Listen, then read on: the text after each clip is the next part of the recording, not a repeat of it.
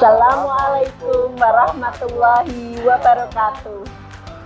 Perkenalkan, kami di DP Angkatan 11 Kabupaten Wonosobo dengan saya Herman SD Negeri 3 Wonokampir. Perkenalkan, saya Rini Kartika Sari, Unit Kerja SMA Negeri 1 Wadas Lintang. Perkenalkan, saya Herlin Prasetyanti, Unit Kerja SMK Negeri 1 Wadas Lintang. Dan kami di sini akan melaksanakan demonstrasi kontekstual modul 2.3 Coaching untuk supervisi akademik yang terdiri dari pengamat, coach, dan puji. Selamat menyaksikan.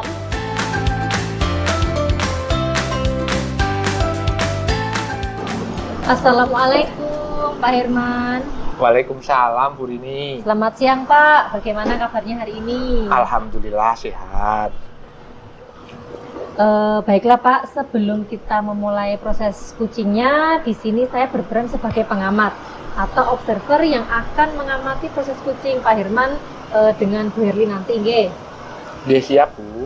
Tapi sebelum Bapak memulai proses coachingnya, ada beberapa hal yang akan saya sampaikan terkait rubrik penilaian dalam observasi nanti Pak. Jadi agar Bapak sudah tahu, nggih, untuk rubrik penilaian yang akan saya gunakan sebagai acuan adalah bahwa dalam proses coaching nanti Bapak sudah memiliki prinsip dari seorang coach. Ada 3, yaitu kemitraan, kemudian proses kreatif, dan memaksimalkan potensi. Iya Bu. Dan tentunya Bapak juga sudah memiliki 4 kompetensi inti dari coaching, yaitu kehadiran penuh atau presence, mendengarkan aktif, mengajukan pertanyaan berbobot, dan mendengarkan dengan rasa. Iya, betul sekali Bu. Iya, dan saya juga berharap nanti Bapak saat Bapak melakukan proses coaching, jangan lupa untuk menerapkan alur tirta yang terdiri dari tujuan, identifikasi, rencana aksi, dan tanggung jawab. Iya Ibu. Begitu Bapak yang akan saya gunakan sebagai acuan dalam rubrik penilaian observasi nanti. Bagaimana, apakah bisa dipahami? Iya Bu, paham sekali. Baiklah, selanjutnya sebelum dimulai proses coachingnya, ada beberapa pertanyaan yang ingin saya ajukan. Apakah boleh? Boleh Bu, monggo silahkan. Baik, untuk pertanyaan pertama ini, kira-kira kompetensi coaching yang mana yang ingin dikembangkan dalam proses percakapan nanti Pak? Kompetensi yang ingin saya kembangkan ada 2 Ibu. Nanti mendengarkan aktif dan juga mengajukan pertanyaan berbobot, mengajukan teknik rasa. Oh iya, bagus sekali Pak. Mendengarkan aktif dan mengajukan pertanyaan berbobot menggunakan teknik rasa. Nah, dari 2 kompetensi ini ya Pak, kira-kira kompetensi mana yang secara spesifik ingin Bapak kembangkan dalam proses coaching nanti? Untuk kompetensi spesifiknya adalah mendengarkan aktif Ibu, supaya saya bisa menggali potensi dan kemudian nanti coach saya dapat menemukan solusi yang tepat atas permasalahan yang beliau hadapi. Oke, baik Pak. Memang mendengarkan dengan aktif adalah salah satu kunci agar bisa menggali potensi dari kuncinya, nggih. Nah, Pak, untuk pertanyaan terakhir nih, perihal indikator ketercapaian.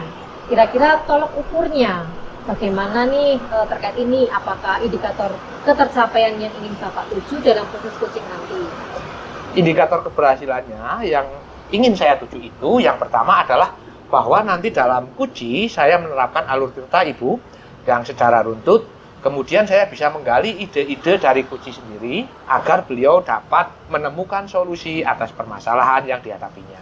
Baiklah Pak, semoga dari indikator yang sudah Bapak sampaikan terkait penerapan alur tirta, kemudian menggali ide-ide dari coaching dalam menemukan solusinya bisa tergali dengan maksimal ya Pak. Semoga tercapai dalam proses coaching nanti. Iya Bu. Baiklah Pak, hanya itu yang ingin saya tanyakan. Dan selebihnya setelah ini Bapak silahkan melakukan proses percakapan dengan Bu Herlin.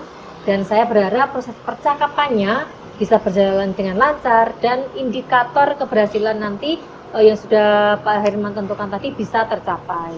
Terima kasih Ibu. Oke, sudah siap Pak? Siap. Oke, baik. Silakan dimulai proses coachingnya.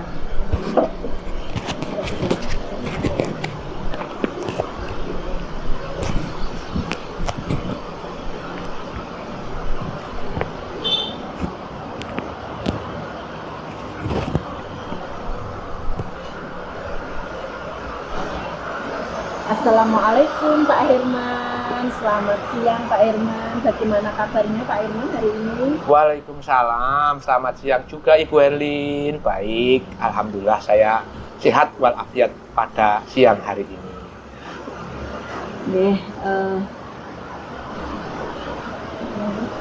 Ketemu. Oh iya Bu, kemarin Ibu Herlin mengajak ketemuan untuk hari ini. Mau sekedar ngobrol-ngobrol. Emangnya mau cerita tentang apa Ibu? Begini Pak, tapi mohon maaf ya Pak mengganggu waktu dan aktivitas Pak Herman siang hari ini. Saya ingin punya unek-unek nih Pak. Saya ingin bisa lebih memotivasi peserta didik untuk aktif berpendapat Pak. Percaya diri mengungkapkan ide-ide dalam proses pembelajaran. Terutama ini Pak Herman pada kelas 10, ini kan semester awal ya Pak Herman, jadi mungkin mereka masih malu-malu dengan teman sekelasnya yang baru karena dari SMP yang berbeda. Mungkin seperti itu ya Pak Herman. Oh, begitu ya Bu. Bu Herlin mempunyai keinginan untuk melatih percaya diri peserta didik supaya aktif berpendapat ya. Bisa Bu Herlin ceritakan lebih detail tentang tantangan yang Bu Herlin hadapi saat ini? Apa yang membuat Bu Herlin merasa kesulitan dalam memotivasi peserta didik untuk bisa aktif berpendapat? Ya, saya itu merasakan ya Pak ketika pembelajaran terutama mata saya, pendidikan Pancasila, peserta didik itu yang mau berpendapat itu peserta didik yang itu saja Pak. Masih terdapat peserta didik yang malu, kurang percaya diri dalam berpendapat atau mengungkapkan ide-ide serta gagasan mereka Pak. Begitu Bu. Kira-kira menurut Bu Herlin, keaktifan peserta didik Bu Herlin jika diibaratkan dengan level itu antara 1 sampai 10, mereka ada di level posisi berapa ya Bu?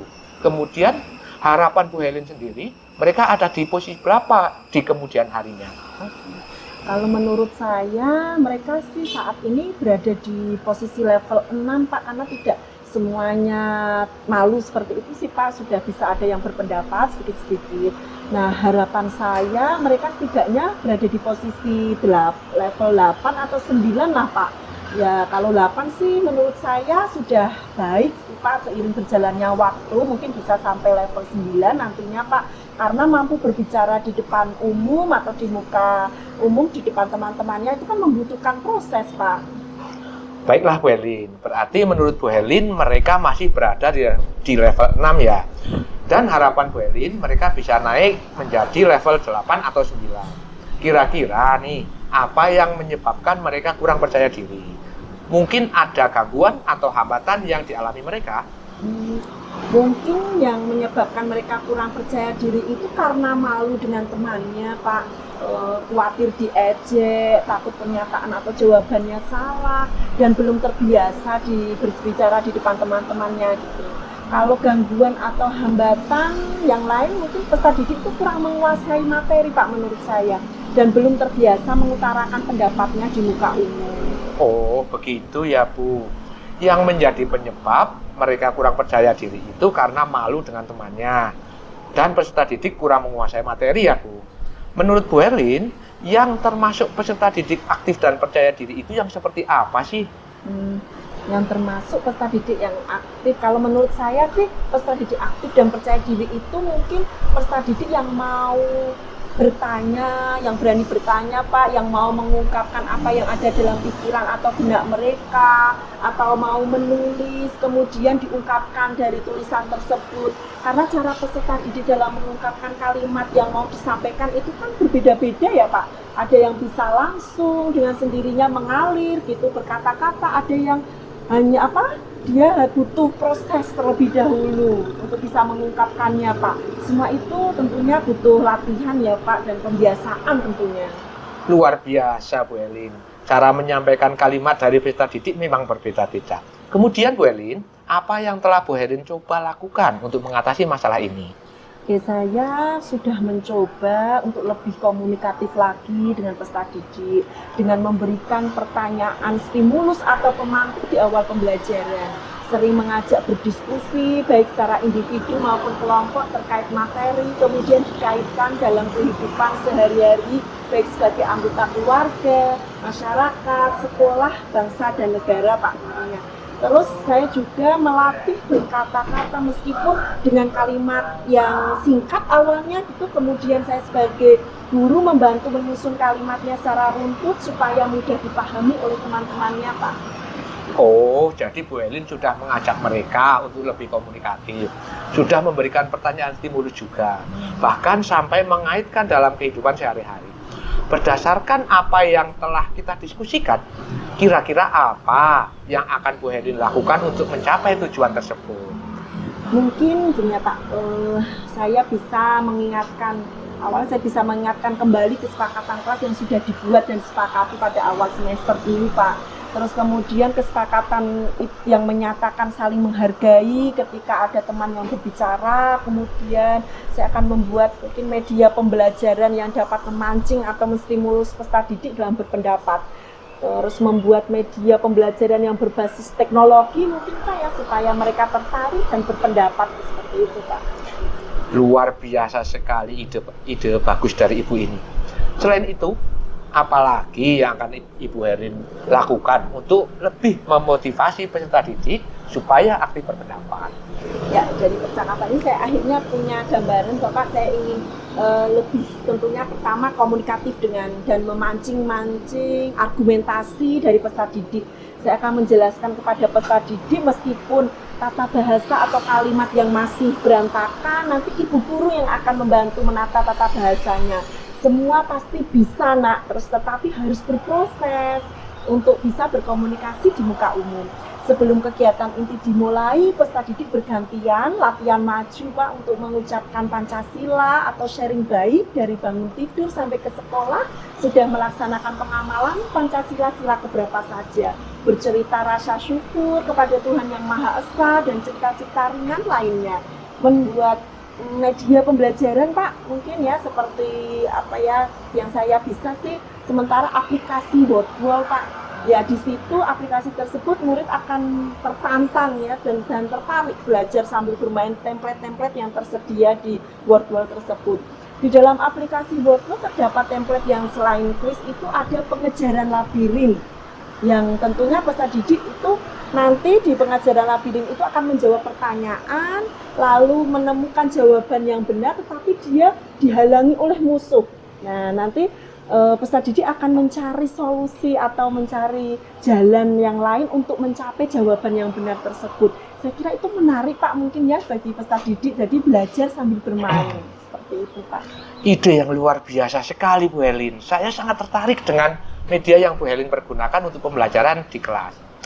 Bayangan saya, mereka akan tertarik dengan game di Wordwall yang Bu Helin berikan.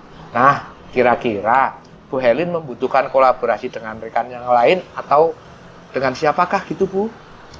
Jelas Pak, saya membutuhkan kolaborasi dengan guru yang lain. Awalnya mungkin saya dengan sesama guru mapel dulu, mata pelajaran pendidikan Pancasila, kemudian akan kolaborasi dengan guru produktif Pak, dalam hal ini khususnya guru komputer, dalam belajar aplikasi yang lain mungkin selain Wordwall.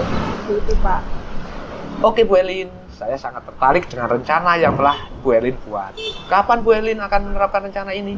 Secepatnya dong Pak, mungkin besok siang saya akan mengajar. Saya akan menerapkan rencana-rencana tersebut. Semoga peserta didik lebih percaya diri dan aktif berpendapat Pak. Luar biasa sekali, semangat sekali Bu Helin ini. Bagaimana jika kita bertemu lagi minggu depan untuk membahas kemajuan Bu Helin dan membuat rencana selanjutnya?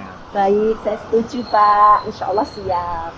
Nah Bu Helin, dari percakapan kita pada siang hari ini, kira-kira apakah yang Bu Helin dapatkan? Alhamdulillah saya bisa menemukan solusi dari permasalahan dan harapan saya tadi Pak. Alhamdulillah sekali ya Bu. Semoga apa yang Bu Helin rencanakan tadi bisa berjalan lancar dan sukses ya. Peserta didik jadi termotivasi dan aktif berpendapat sesuai dengan keinginan yang Bu Helin inginkan. Ya Pak, amin. Terima kasih banyak atas waktu dan doanya. Iya Bu, sama-sama. Semangat ya Bu. Ya, siap Pak. Terima kasih.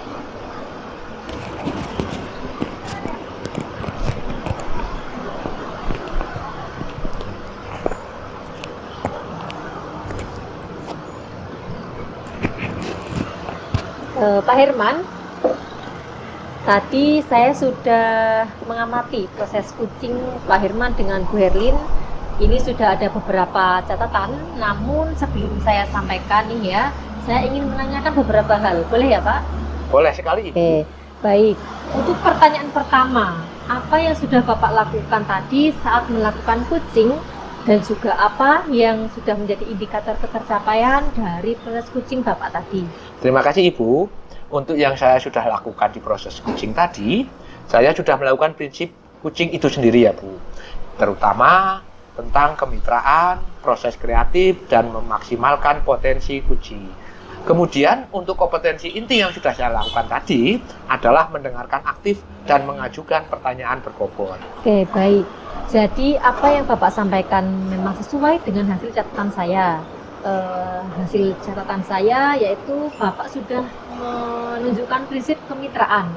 Itu terbukti dari ketika Bapak tadi berbincang dengan Bu Herlin, Bu Herlinnya tidak merasa atau mungkin lebih tinggi, lebih rendah, jadi setara ya antara coach dan kucingnya itu setara, kemudian tidak ada perbedaan strata. Nah, kemudian Bapak juga sudah melakukan prinsip proses kreatif, di mana Bapak sudah berusaha menggali ide-ide dari Bu Herlin tadi untuk mengeluarkan berbagai solusi terkait masalah yang dihadapinya.